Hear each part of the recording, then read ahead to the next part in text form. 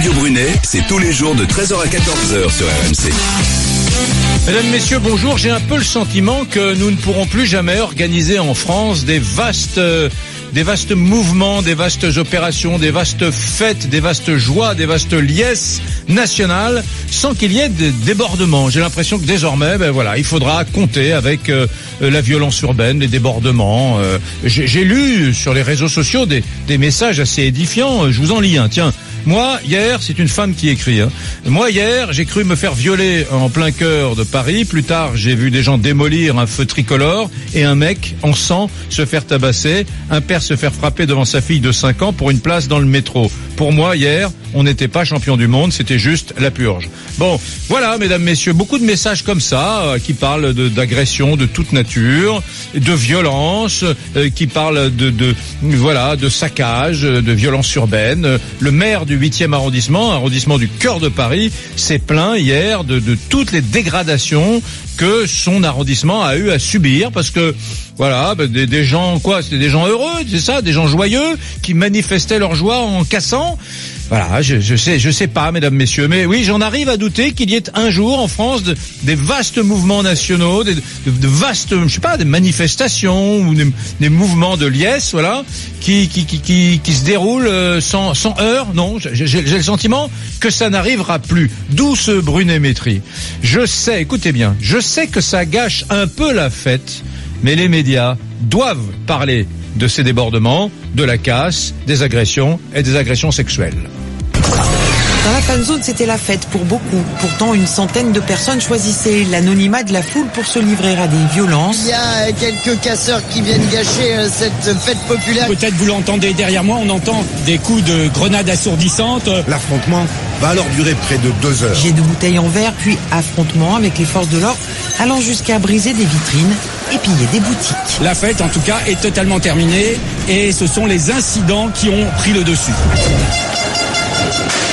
J'ai un peu le sentiment que nous les médias, souhaité minorer un petit peu ce qui s'est passé. Bon, je suis pas en train de vous dire que le sang a été versé, qu'il y a des dizaines de morts, etc. J'ai conscience du fait que la plupart des gens, l'immense majorité des Français qui ont manifesté leur joie, l'ont fait dans la paix, bien sûr. Mais bon, il y a quand même eu beaucoup de débordements. Je me tourne vers toi, Rémi. La France, bien sûr, est championne du monde. Des millions de Français sont descendus dans la rue pour fêter cette victoire, mais il y a eu quand même beaucoup de points rouges. Et tu l'as dit, au total 292 personnes ont été placées en garde à vue dans toute la France, avec d'abord de la casse à Paris, sur et autour des Champs-Élysées. Au total, une douzaine de magasins ont été vandalisés dimanche soir, certains pillé, notamment un magasin Intermarché avenue de la Grande Armée. Le drugstore Publicis aussi a été largement endommagé. Des dizaines de voitures ont également fait les frais de ces violences, certaines retournées, voire brûlées, de la casse à Lyon, à Marseille. Moi, j'ai vu des images à Grenoble. Il y a une trentaine de voitures qui ont été retournées sur une même avenue à Grenoble. Les forces de l'ordre, en nombre, sont rapidement intervenues, mais parfois, elles ont dû faire face à des groupes qui les ont affrontés à coups de projectiles, voire de fumigènes tirés directement sur les forces de l'ordre, à Paris, mais aussi à Grenoble, à Menton, Nantes, Toul, Mulhouse, ou encore à La Roche-sur-Yon. À Rouen, ce sont 2 journalistes qui ont été blessés, frappés au visage par des casseurs parce qu'ils étaient en train de les filmer. Dans la capitale, un homme a été très sérieusement blessé. Il y a un des journalistes qui a eu plusieurs jours d'ITT. Absolument, blessé au visage, très sérieusement blessé aussi un homme qui a reçu un coup de casque sur la tête lors d'une bagarre entre bandes rivales, en tout cas entre 2 bandes d'inconnus dans les rues de Paris. Et puis, tu l'as dit, il y a ces témoignages qui affluent depuis dimanche sur les réseaux sociaux, ceux de plusieurs dizaines de femmes qui disent avoir été victimes d'agressions sexuelles, des mains aux fesses par des inconnus qui profitent de la foule, des attouchements, des baisers forcés, traumatisants. Mais en même temps, ce type de débordement, Eric, si ça n'excuse en rien, mais c'est pas nouveau. Le 12 juillet 98, Libération est allé fouiller dans ses archives. Et Libération relatait que le 12 juillet 98, pour la première victoire des Bleus en Coupe du Monde, eh bien, il y avait des affrontements déjà sur les Champs-Élysées. Une femme avait foncé dans la foule, je me souviens, non, en voiture. Par panique. Les forces de l'ordre il y a eu plusieurs dizaines de blessés d'ailleurs à l'époque. Exactement, il y avait même un mort sur les Champs-Élysées. Une trentaine de jeunes avaient été interpellés par les forces de l'ordre. 23 pour des vols et des dégradations dans plusieurs commerces et 7 pour jet de projectiles sur les CRS, rien que sur les Champs-Élysées. Et selon le récit fait alors par le Libération, à 1h30 du matin, on faisait la queue devant le commissariat du 8e arrondissement pour déposer plainte pour vol ou agression. C'était le 12 juillet 98. Tiens, je voudrais me tourner vers Tiffaine, la stagiaire de l'émission. Tu es allé faire la fête où, toi? Alors, en sortant du train, comme je l'ai expliqué hier, je suis partie à Montmartre dans le bar d'un ami. Ensuite, on est allé un peu sur les Champs-Élysées. Et comme je l'ai expliqué ce matin à Rémi, la fête s'est finie un peu tôt parce que justement, des mains baladeuses, trop de promiscuité, ça devenait vite insupportable. Oui. Bon, en gros, main baladeuse quand même. Ouais, en plus, il faisait quand même carrément chaud. On était en jupe, on était 3 filles. Bon, on était avec des potes mecs, mais mains baladeuses sous la jupe, quoi. Ouais, voilà. Voilà, c'est ça. Parce que tu dis, en plus, il faisait chaud. C'est bah pas. Oui, on était en jupe, donc. Oui, d'accord. Non, mais tu n'es pas parti parce qu'il faisait chaud. Tu as quitté les Champs-Élysées parce que tu t'es pris, appelons un chat, des mains baladeuses. Oui, tout à fait. Sous la jupe. Tout à fait. Ouais. Bon, et beaucoup de témoignages. Moi, j'ai découvert ça un peu tard. Beaucoup de témoignages. Voilà. Encore un témoignage que j'ai trouvé sur les réseaux sociaux. Un homme de 25-30 ans m'a empoigné de force et m'a embrassé. Je me suis débattu, mais il a continué à côté. Des gens nous regardaient en rigolant et en criant « Ouais, vas-y champion !» Alors que moi je pleurais, je me suis débattu. Il m'a touché les seins, m'a agrippé l'entrejambe en me disant le plus naturellement du monde « Mais on a gagné !» Bon voilà, et il est reparti faire la fête avec ses copains dans la rue. Bon voilà. Et précisons que c'est pas que Paris, il y a des témoignages aussi à Rouen, à Mulhouse, de jeunes femmes qui disent avoir été victimes de ce type d'agression. Bon.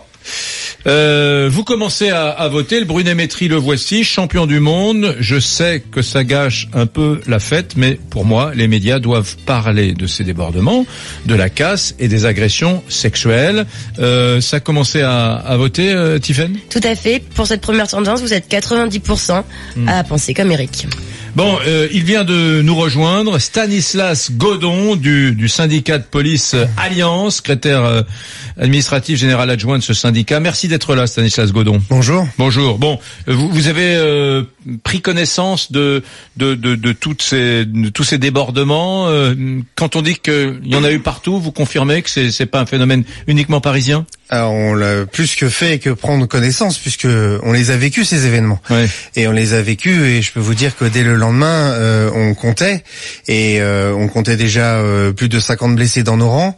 Attendez, il y a eu plus de 50 policiers blessés. Tout à fait. Le lendemain de quoi? Le lendemain de la finale. Dimanche. Enfin, pendant la finale, pendant les débordements. Pendant les débordements Voilà. de la finale. Et alors 292 interpellations, effectivement, c'est le chiffre annoncé par le ministère de l'Intérieur. On verra ce que ça va donner, parce que vous faites part de communications qui sont faites sur les réseaux sociaux. Alors j'ose espérer que ces femmes qui ont été victimes d'agressions, voilà, dans ces foules, vont évidemment déposer plainte au commissariat, parce que pour nous c'est le premier outil, je dirais judiciaire, pour mener des enquêtes, des investigations. Sur la plaque parisienne, il y a un plan de vidéoprotection avec des caméras qui est extrêmement développé, donc on peut retrouver des personnes, ça c'est possible, il faut le savoir. D'ailleurs, les casseurs, j'espère qu'il y en a beaucoup qui seront aussi retrouvés, et comme d'habitude, vous le savez, on attend évidemment les réponses qui seront apportées. Parce que si c'est pour nous parler de rappel à la loi, de travaux d'intérêt généraux ou d'autres mesures alternatives, là c'est sûr que le côté pédagogique, je sens que la prochaine fois, on recommencera avec les mêmes. J'ai l'impression que le côté final de la Coupe du Monde, c'est une excuse, quoi. J'entends souvent ça. Oui, mais attendez, il faisait la fête. Bon, voilà. Non, il faisait pas la fête. Les individus qu'on a vus à partir de 21h, qui ont commencé à piller les magasins, jeter des projectiles sur les forces de l'ordre, ils étaient pas venus pour faire la fête. Ouais. Ils étaient venus pour en découdre avec les forces de l'ordre. Certains étaient même avec des mortiers artisanaux, quand même. Donc ça veut bien dire qu'ils étaient là pour en découdre. C'est quoi des mortiers, des petits canons? C'est des espèces de feux d'artifice qui projettent en fait des boules de feu, et comme ça ça leur permet de tirer à tir tendu sur notamment les policiers qui eux n'ont pas eu l'ordre de bouger avant 23h, avant qu'on ait évacué effectivement les Champs-Élysées avec les canons et les lance-eau notamment. J'ai vu ça, moi, j'en ai vu un en action au soir de la demi-finale France-Belgique vers 23h, Porte Dauphine à Paris. Effectivement, j'ai vu des mortiers artisanaux qui tiraient des boules de feu sur les voitures. Alors là, il n'y avait pas encore de policiers. À la demi-finale, d'ailleurs, on a eu 37 collègues des compagnies républicaines de sécurité qui ont été blessés. Hein. Ouais. Donc les événements avaient déjà commencé, et avec, je dirais, le même type d'individus, souvent des jeunes, qui d'ailleurs se cachaient pas, hein, qui n'étaient pas spécialement avec une écharpe ou un masque, et qui assumaient. Et d'ailleurs, on a vu, je sais pas si vous avez fait quelques extractions vidéo de ce qu'on voit sur Internet actuellement, avec des scènes de liesse lorsqu'ils retournaient des voitures ou lorsqu'ils jetaient des projectiles sur les forces de l'ordre. C'était assez ahurissant quand même. Mais alors, on en parle peu, hein. Je suis désolé. Moi, je découvre un certain nombre d'informations aujourd'hui dans cette émission. On en parle peu. Il y a eu cette espèce de chape liée, bien évidemment, à l'euphorie de la victoire. Il y a un temps pour tout, et dimanche soir, lundi matin, les Français n'avaient certainement pas envie d'entendre parler de cela. Mais on en parle peu. Oui, c'est vrai. Alors, j'ai fait quelques émissions où j'ai un peu cassé l'ambiance, parce que quand je parlais des exactions lors de la finale de la Coupe du Monde, alors c'est vrai que c'était un peu en décalage, mais quand j'entendais, alors on parlait des comparatifs avec 98, certes, il y a eu quelques événements en 98, il faut pas le nier, mais on n'était pas du tout dans le même registre. Oui. Et j'ai eu des témoignages de collègues qui d'ailleurs ont fait du maintien de l'ordre en 98 et qui ont fait du maintien de l'ordre encore cette année, et qui ont dit qu'ils n'ont jamais vu un tel déferlement de violence.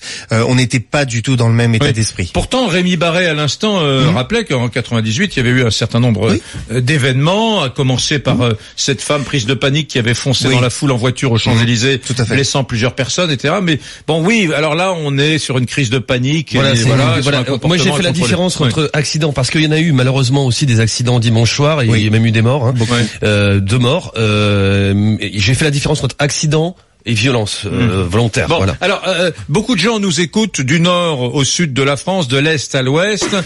D'abord, est-ce que ces violences, ces agressions, ces saccages sont un phénomène purement francilien, ou est-ce qu'à Marseille, à Bordeaux, à Toulouse, à Lyon, à Lille, à Strasbourg, on en a eu? Non. Toutes les villes, qu'elles soient petites, moyennes ou grandes, ont été touchées.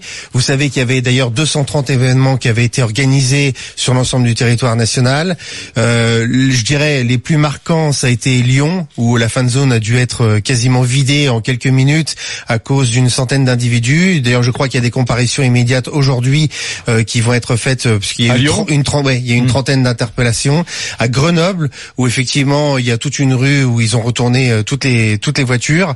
Il y a eu à Marseille où ils ont attaqué un bus et ils ont fait brûler, notamment, je crois que c'est un kiosque qui était juste derrière le bus. À Lille, toutes les villes ont été touchées. À Lille, même chose. À Lille, même chose, débordement, jet de projectiles sur les forces de l'ordre, et évidemment pillage, magasins qui sont pris à partie. Donc ce n'est pas un phénomène francilien. Évidemment, sur la plus belle avenue du monde, quand on voit l'état des Champs-Élysées, je sais pas si vous avez vu les images avec nos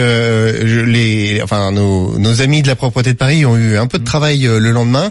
C'est clair, surtout avant. Alors c'est ça le paradoxe, c'est que on s'en est pris d'abord aux forces de l'ordre, alors que eux ils étaient là engagés depuis 3 jours. Certains ont fait plus de 40 heures de travail pour assurer la sécurité, pour faire en sorte que ce soit une fête, et on s'en prend à eux.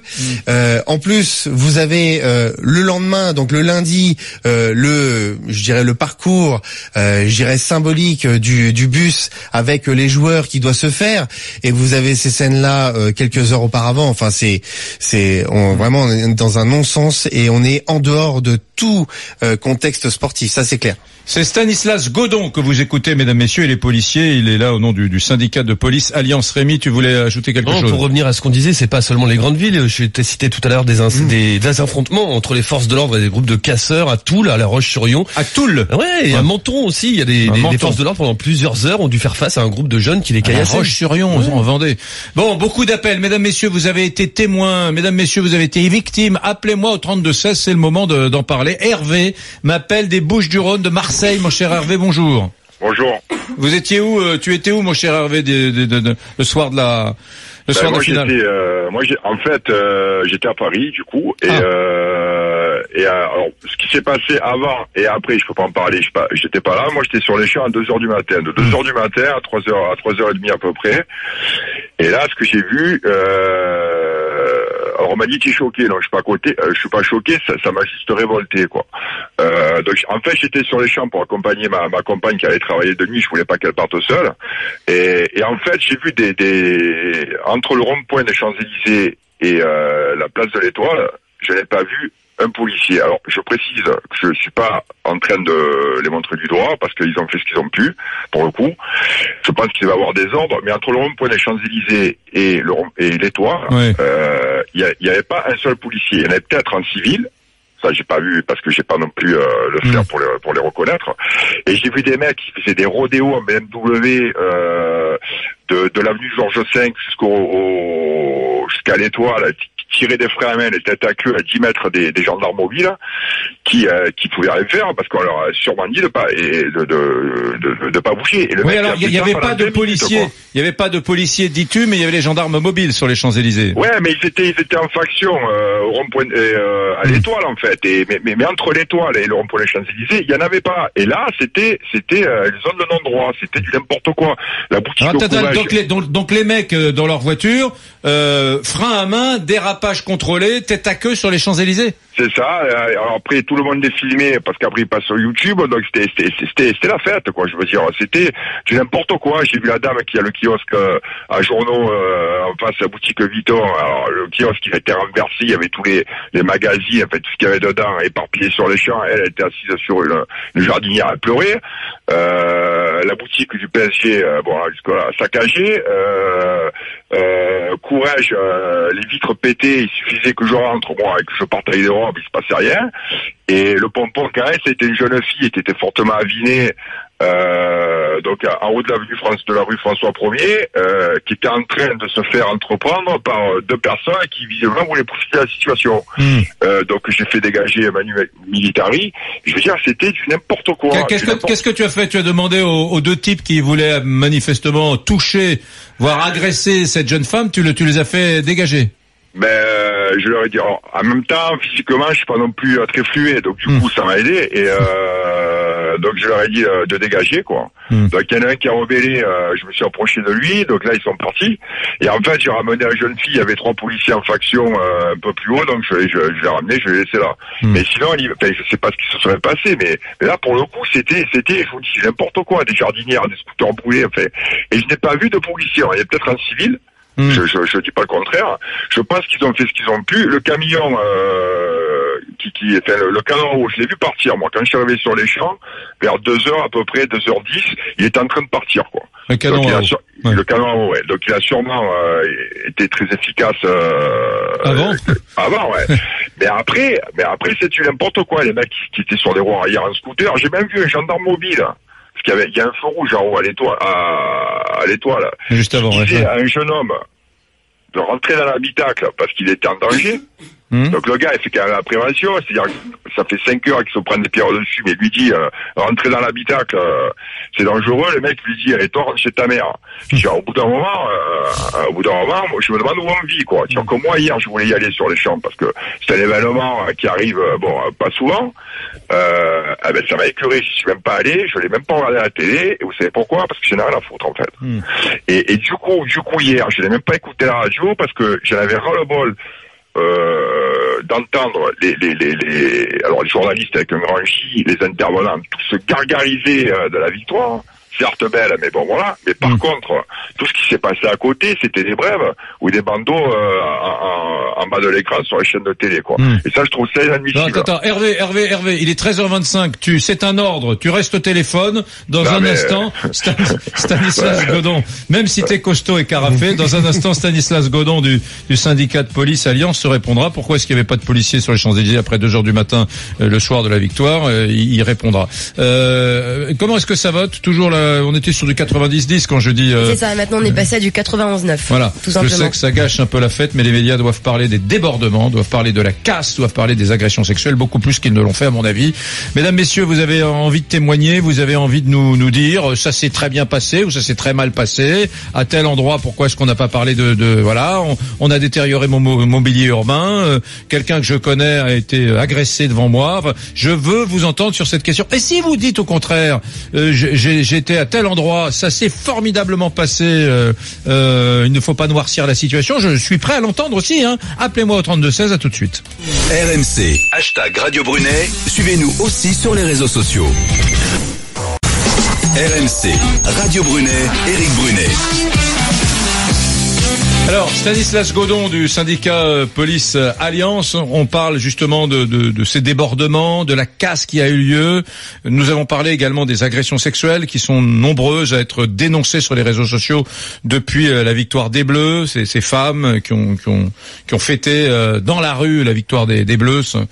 Beaucoup de témoignages qui disent que elles ont traversé pour certaines des moments difficiles, voire même très difficiles. Mais d'abord, Stanislas Godon, revenons sur le témoignage à l'instant de Hervé, ce Marseillais qui a passé quelques jours à Paris et qui, sur les Champs-Élysées, le soir de la victoire, s'est promené et a pu voir que finalement il y avait des rodéos organisés sur les champs, voilà, un certain nombre d'agressions, de violences, voilà, même bon, et peu de policiers, pas de policiers, nous disait-il.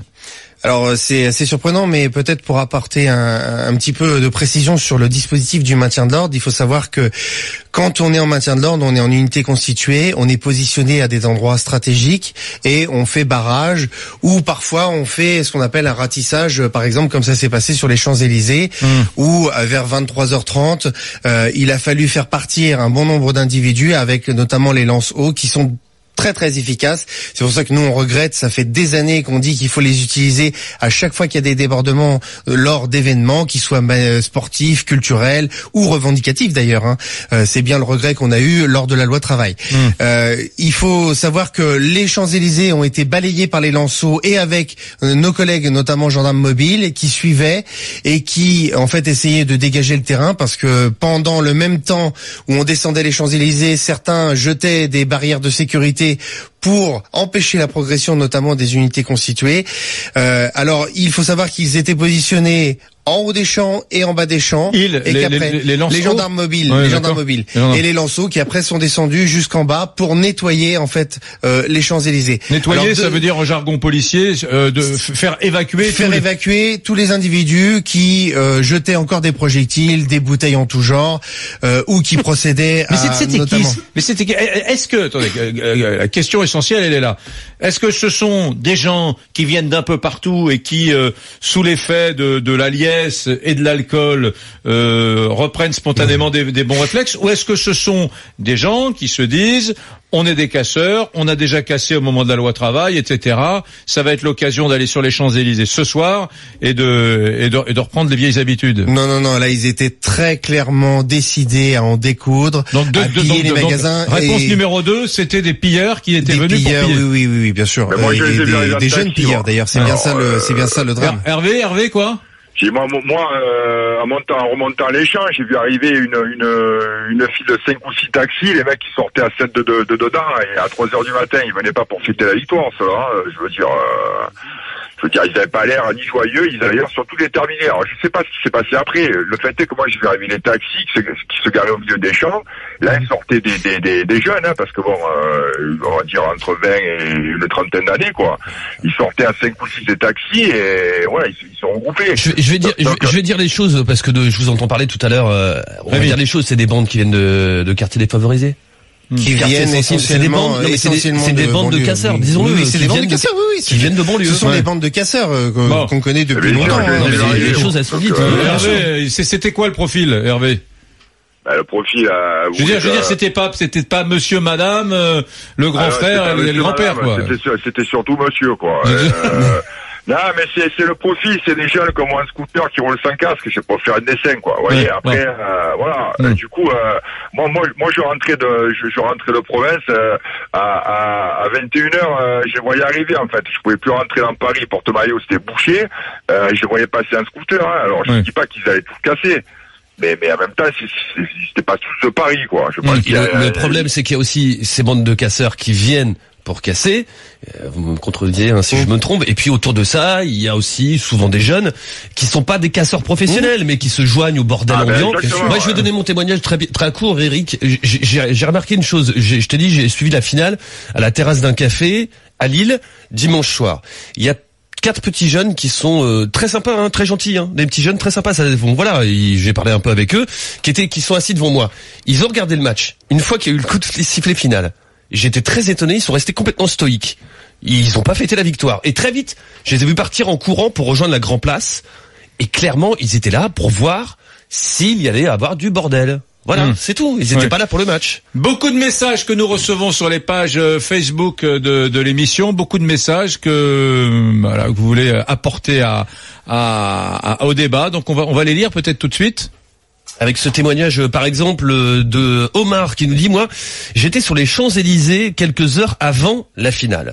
J'étais en famille. Nous ne sommes pas restés longtemps car l'ambiance était bizarre. Les magasins commençaient déjà à barricader leurs vitrines. Les détonations de pétards étaient hors norme. N'étant pas à l'aise, nous sommes partis. Du coup, voyant le résultat le soir à la télé, je ne suis même pas étonné. Et Véronique nous dit sur Facebook, bonjour, mon fils était sur le Champ de Mars. Un groupe de racailles était posté devant une des fontaines et agressait les personnes qui venaient remplir les bouteilles d'eau. Mon fils a vu donner des coups à des adultes, un coup de boule. Il a voulu ensuite se rendre sur les Champs-Élysées avec son amoureuse. Ils ont leur croisé des amis qui leur ont totalement déconseillé car les filles se faisaient tripoter. Benjamin m'appelle de Paris. Mon cher Benjamin, bonjour. Bonjour. Bon, alors vous étiez où vous ? Moi, j'étais à Paris, donc quand on a gagné, on est parti fêter ça dehors. Moi, j'étais plus du côté de République. J'étais pas sur les champs du tout. Ouais. Et moi, je voulais revenir sur le fait que vous déploriez le fait que les médias ne mettent pas assez en avant tout ce qui se passe, toutes les agressions et surtout les agressions sexuelles envers les femmes. Moi, je pense que c'est pas lié. J'ai du mal à mettre ça sur le compte de la victoire et du fait que les gens sortent faire la fête. Des agressions sexuelles, on en a eu tout le temps. Et on a au début d'année, on a eu des vraies polémiques sur ça. On a eu des lois qui sont passées avec ça. Je veux dire, c'est pas nouveau. Et mettre ça, vouloir que les médias mettent ça en avant, c'est faire dire, les supporters, quand ils sortent, ils se transforment en agresseurs. Non, c'est les agresseurs qui sortent parce que c'est des agresseurs en tant que tels. Et ils vont agresser les femmes. Et statistiquement, il y a plus de monde dehors. Donc statistiquement, c'est normal. Ça va étonner personne de dire que, regardez, il y a des agressions. Parce que c'est normal, il y a plus de gens dehors. Et dire que les médias devraient dire ça, les gens vont juste dire, ouais, ok, il y a des agressions, mais c'est normal. Non mais Benjamin, on vit en 2018, en France. Il y a à côté de moi une stagiaire. Elle est stagiaire dans mon équipe. Elle m'a dit, les Champs-Élysées, j'y suis resté quelques minutes seulement parce que je me suis pris plein de mains au cul sous la jupe. Voilà. Écoute, alors soit on le dit pas, moi je préfère le dire. Voilà. Je suis pas ici pour dire les supporters de football sont des agresseurs. J'en suis un supporter de football. Je passe mes journées à parler du FC Nantes. Mais ça sert de dire ça. Ça sert à dire que moi j'ai pas besoin n'importe quel événement, n'importe quand les femmes juste à mettre une jupe. Elles sont agressées dans la rue parce que c'est comme ça, parce que c'est la merde et on se déporte tous. Et c'est malheureux. Et c'est malheureux. À Paris, moi j'habite dans le 18e. Moi j'habite à Marx-d'Ormois et je peux vous dire quand j'invite des amis à la maison, je préfère aller les chercher parce que c'est la merde, mais toute l'année, pas juste pendant que c'est pas juste pendant la fête populaire. Oui, mais... Et donc mettre en avant ce fait-là, c'est dire, regardez, pendant la fête, les femmes se font agresser. Mais les femmes, elles sont agressées tout le temps, donc ça sert à quoi de mettre ça en avant? Non, moi je suis pas, c'est pas de la même nature. Bien sûr, il y a des agressions de femmes tous les jours, toutes les minutes, c'est pas le sujet, mais c'est le sujet, c'est que cette grande fête populaire, ça aussi été un lieu de violence. Ça, je suis pas en train de dire, il faut réduire la victoire des Bleus et la fête des Champs-Élysées à cela, mais ça a été... Parce que vous dites, les médias ne mettent pas ça en avant. Oui, les médias, je pense que les médias auraient dû en parler davantage. On a juste dit, il y a quand même 50 policiers qui ont été blessés. Enfin mince, c'est pas rien. Ça quand même. Hier, c'est quand même extraordinaire. Il y a eu une rumeur qui a dit que les joueurs de l'équipe de France seraient au balcon de l'hôtel Crillon, place de la Concorde. Bon, apparemment, c'était une rumeur puisque il n'a jamais été question qu'ils y soient. Il y a eu des démentis d'ailleurs sur les réseaux sociaux par les forces de l'ordre. Il y a eu des démentis démenti déjà. Bon, et alors, que s'est-il passé? Il y a des mecs qui ont dit, bon, ben, puisqu'ils sont pas là, on va tout péter, on va casser des bagnoles. Enfin, franchement, non. Mais chaque événement, mais c'est des casseurs qui viennent. Mais d'ailleurs, je trouve ça assez marrant. Bah ouais, mais alors, donc il faut pas le dire. On est d'accord pour tous dire, oui, c'est des casseurs, faut pas le dire.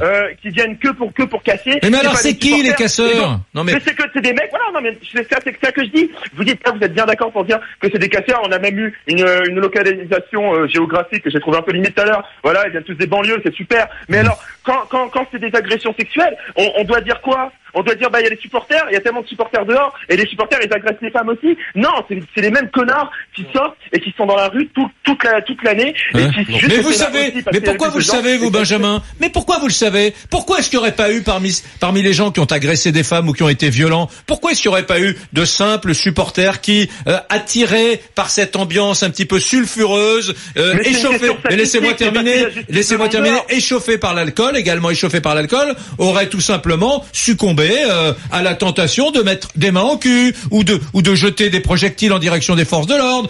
Je suis pas certain que ce soit des casseurs professionnels et puis des agresseurs de femmes professionnelles qui ont profité de... Non, je crois qu'il y a eu peut-être un glissement qui s'est opéré. C'est trop facile de dire c'est toujours les mêmes, donc ils étaient sortis ce soir-là. Non, peut-être qu'en réalité c'est plus compliqué que ça. Et peut-être que la grande liesse populaire... Je veux vous lire ce témoignage là. C'est un témoignage anonyme sur les réseaux sociaux d'une femme qui raconte, elle a pas fait le tri entre casseurs, jeunes de banlieue ou supporters de foot. Fan zone de Lyon. C'est une femme qui parle. J'ai essayé de sortir de la foule parce que je n'en pouvais plus. Je tenais à peine sur mes jambes en essayant de m'extirper de là. Je me suis pris des mains au cul tout le long. J'ai envie de pleurer d'énervement.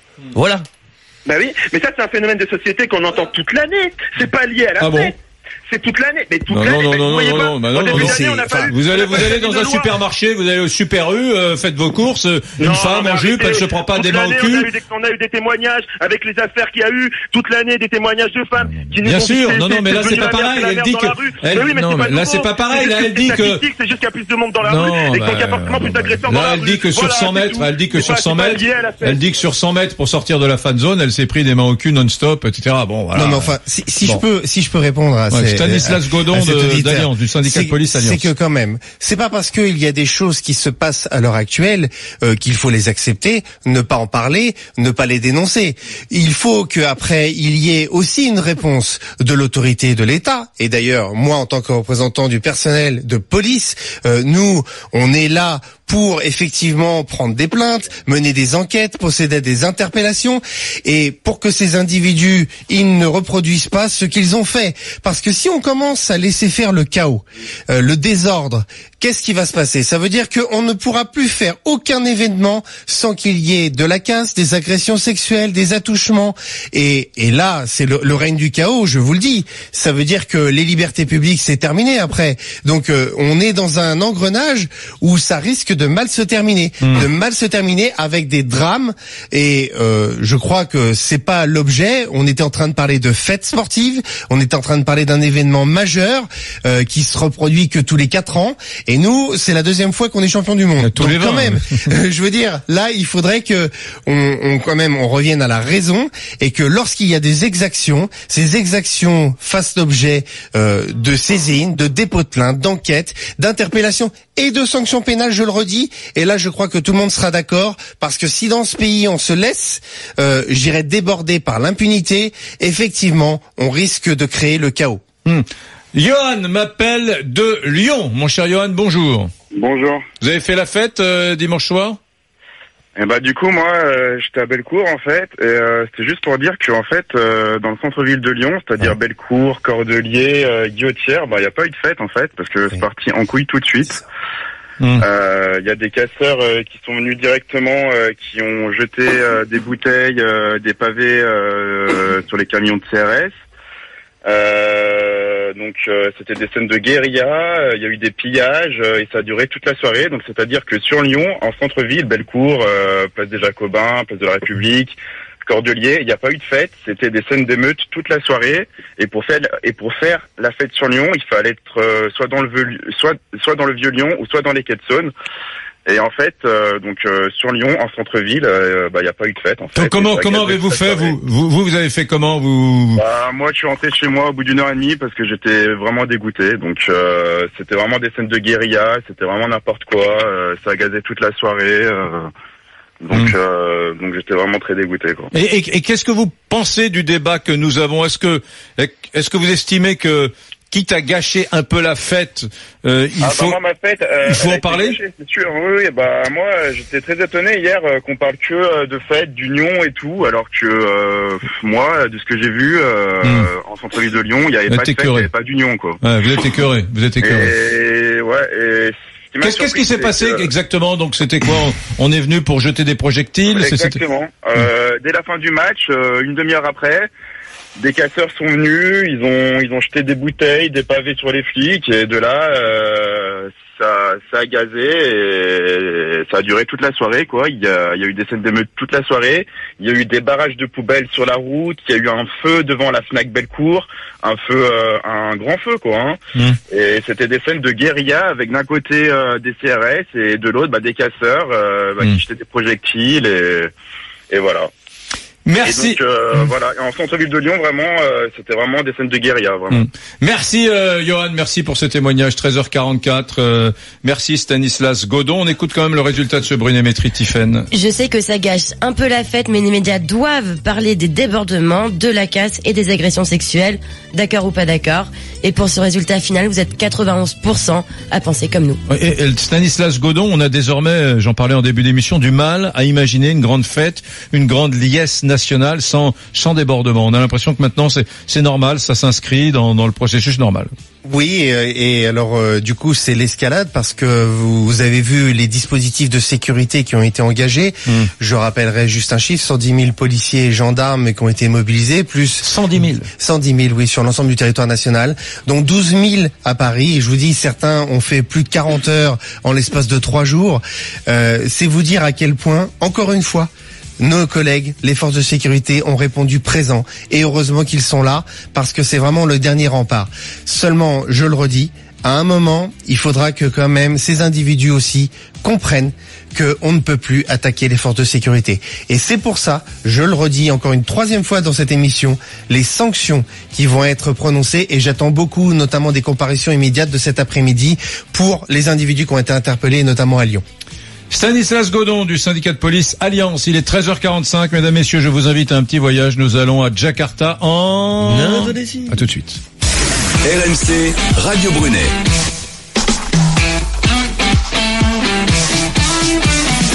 Maxime nous dit sur Facebook: j'ai assisté au match et au retour des Bleus, une vraie catastrophe. Des feux d'artifice lancés au sol dans une foule compacte. Ma sœur a reçu des éclats dans les jambes et des points de suture. Je tenais à remercier les médecins qui étaient sur place, très efficaces et qui ont vécu cette journée bien différemment des autres. Ce message de Mathieu sur Direct Studio. Chauffeur de bus à Lille, dès le coup de sifflet final dimanche soir, des jeunes en bande avec des barres de fer ont encerclé mon bus. Ils ont frappé sur les vitres, se sont suspendus au rétro. Puis on a eu ordre de rentrer au dépôt. Petite frayeur quand même. Sur Facebook, bonjour, j'étais sur les Champs-Élysées puis avenue de la Grande Armée dimanche soir et j'ai assisté au début du pillage de l'Intermarché. Il ne s'agissait pas de casseurs professionnels mais de jeunes en totale euphorie inconsciente et collective. On est rentré chez nous aussitôt car on sentait que la fête tournait au vinaigre. J'étais sur les Champs-Élysées, nous dit également Bernier, c'est son pseudo. J'étais sur les Champs-Élysées et j'ai vu ces scènes de pillage, de caillassage. Alors ce n'est que de la part d'une petite minorité, c'est vrai, mais à chaque fois justement, c'est désolant de devoir se dire ça. On paye, la foule, nous tous, nous payons pour quelques énergumènes. Et Julien nous dit sur Facebook, pour info, je travaille à l'international et tous mes fournisseurs clients n'ont comme commentaire que les débordements en France. Regardez les unes des journaux italiens, allemands, anglais ou américains. En France, nous décrivons ceci comme un idéal qui n'est pas la réalité. Ceci dit, un petit bémol parce que les Italiens, il y a pas mal aussi qui tapent sur l'équipe de France. Il y a une petite aigreur aussi. Ils aiment bien relever ce qui va pas chez nous pour faire semblant que chez eux tout va bien. Oui, l'Italien n'est pas toujours d'une honnêteté sans faille. Non, mais même en 2010, tu te souviens, pendant la Coupe du Monde, il y avait des incidents aussi en Afrique du Sud et il y en avait eu en Allemagne également en 2014. Oui. Merci beaucoup, mesdames, messieurs.